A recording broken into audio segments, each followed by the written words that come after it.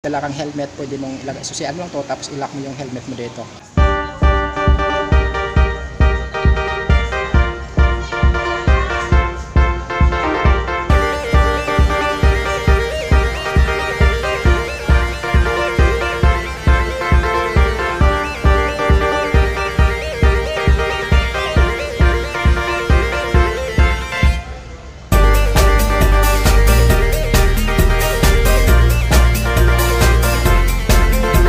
Kumusta mga idol? Andito tayo ngayon sa Skygo branch ng Kalilangan, Bukidnon para mag-update ngayong April 2024 ng unit nila, itong si Skygo Wizard 175. Sa mga naghahanap dyan ng pasada motor, pwede mo pang sidecar, pwede mo pang single. Sa panahon ngayon mga idol, hindi lang tayo dapat wais sa pagpili ng motor, dapat magaling din tayo pumili. So yung tipong hindi lang pang forma, dapat pag nagkaroon ka ng pamilya, yung magagamit mo sa pangkabuhayan. So dyan papasok yung mga pan-trunk tools natin at very affordable na motor ngayon mga idol. Ito yung Skygo 175. So ikutan natin ang motor na to. Alamin natin may binago na ba dito si Skygo ngayong 2024. At alamin natin kung may dinagdag ba dito na specs, kasama din yung features at yung updated price niya ngayong April 2024. So bago natin ikutan ito, alamin mo natin yung specs niya. Ang motor na to ay may 175cc na displacement, 4-stroke, OSRAD, carburetor type system. So equip ito ng 5-speed manual gearbox. Ito ay air-cooled system at kaya mag-produce ng power output ng 12 HP sa kada 8,500 RPM at meron ito max torque na umaabot ng 12 Nm sa kada 7,500 RPM. Sa kabuang looks, meron siyang color combination na red na glossy, may black na glossy at syempre meron siyang white. Ito yung mukha ni Skygo 175 na Wizard. Sa head niya makikita natin yung glossy black na nakalagay. Meron siyang sticker dito na kulay white na Skygo. Tapos pagdating naman sa headlight niya is meron siyang square type. Gamitan siya ng valve type. Maging sa signal light nito, left and right is naka valve type na rin. Tapos pagbaba mo dito sa ilalim, ito yung suspension niya is napaka-goods kasi nga meron na siyang rubber. So ay telescopic torque suspension. Meron siyang kulay dito na gray.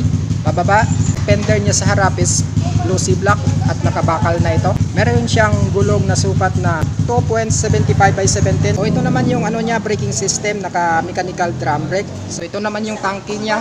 Meron siyang kulay na glossy red, meron din siyang white. Ito. Meron siyang gray sa halo dito. Tapos ito, mayroon siyang glossy black. Ang tank capacity nito is umaabot ng 12 liters. Pwede mo siyang sabitan ng sidecar, so naka-ready na siya. So mag-produce ka lang ng bolt and nut. So on the go na. Ito yung body frame niya, naka-glossy black yung kulay. Pagdating mo sa makina, ito dito sa mismong ano niya, sa head is naka-gray. Ito naman sa side niya, ito glossy black siya. Ito yung shifting niya.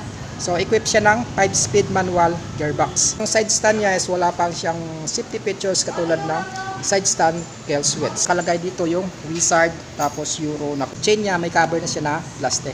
Tapos naka-indicate dito yung tire size ng gulong, tapos hangin niya kung ilan yung pressure niya. Pwede mo siyang sundin. Meron siyang susian dito, lagayan mo ito ng helmet kung sakaling may dala. Ito naman yung grab bar niya, glossy black. So very stylish. Hindi ka mag-attach dito ng top box kapag nag-long ride ka, ilagayan ka ng mga gamit mo. Signal light niya sa likod is ito, naka square type din siya, tapos ginamitan ng bulb type. Pagdating sa tail light niya, same pa rin, naka bulb type din. Ito sa fender niya, meron siyang flexible na plastic na extension. Ito, para hindi basta-basta tatalsik yung dumi dito sa likuran. Pagdating naman sa tire size niya sa likod, yes, meron siyang brand na Yuanqing. Meron siyang sukat na 3.00/17. So same pa rin, standard. So napakabilis hanapin pagdating sa aftermarket. Yung suspension niya naman sa likod is ito. So kabilaan, meron siyang single shock. Pagdating sa braking system niya, same pa rin, naka mechanical trailing drum brake pa rin. Sa muffler niya, mula dun sa exhaust ng makina niya, ayan. So malaki yung elbow niya at matte black yung ano niya, yung finish ng pintura. Tapos dito, naka-chrome na yung heat guard niya. So ayan, mahaba. So napaka-goods ng heat guard nito. Naman sa gilid niya banda, makikita natin yung pangalan ni Wizard, tapos naka Euro 3. So same pa rin, may butas dito siya. So singawan, tapos dito, sa loob nito is meron siyang air filters. Dito naman sa side ng upuan niya, makikita natin yung 175 na displacement. Meron nakalagay na 4-stroke. Very stylish na kickstart niya. So ang motor na to ay may dalawang starting system. Meron siyang kickstart at meron din siyang electric start. Ano niya, apaka ng driver ito, nakaguma na rin siya. Tapos dito banda sa gilid, naka-glossy black. Dating naman sa upuan niya, meron siyang dalawang division dito sa driver, dito naman sa angkas mo. So smooth siya mga idol, hindi siya rough. So napaka-goods kahit anong klase ng pantalon na isuotin mo. Meron din siya dito na extra na pwedeng hawakan ng ano mo, passenger or ng angkas mo. Naka-traditional key, so same pa rin, walang pagbabago. So ganun pa rin yung ginamit niya, walang shutter lock. Pero pwede mo i-lock ang motor na to. Meron siyang lock dito sa gilid. Ito yung sa gilid niya mga idol na pwede mong i-lock kapag iniwan mo sa matataong lugar. Pagdating sa meter panel niya, analog type pa siya. So lahat ng indicator makikita mo dito katulad ng ito speedometer 0 to 120, odometer yung takbo mo, makikita mo rin dito. Meron din siyang pattern indicator, left and right, may neutral indicator, may high beam and low beam indicator at saka may engine indicator. Ito 1, 2, 3, 4, 5. Tapos mayroon din siyang RPM indicator. Sa switches niya naman ito, meron siya dito na sa bandang kaliwa, high and low beam switch, ayan. Turn signal switch, left and right. Tapos dito naman yung horn or busina. So dito sa kabila, makikita natin yung ano niya, on and off ng headlight, ayan. Tapos dito naman hazard switch, tapos electric start switch. So bukod sa electric starts mga idol, meron siyang kickstart na ano, na backup mo kung sakasakaling madidrain ang baterya ng motor mo. Ito naman yung updated price ni Skygo Wizard 175 ngayong April 2024. Meron siyang cash na 48,000 pesos. So same pa rin mga idol, wala pa siyang down payment ngayon. So naka-promo pa rin siya, naka-straight monthly. Tapos magbabayad ka na diretso ng 2,566 pesos good for 3 years or 36 months. Tapos meron siyang rebates na 200 pesos. Natapos na nating ikutan itong si Skygo Wizard 175.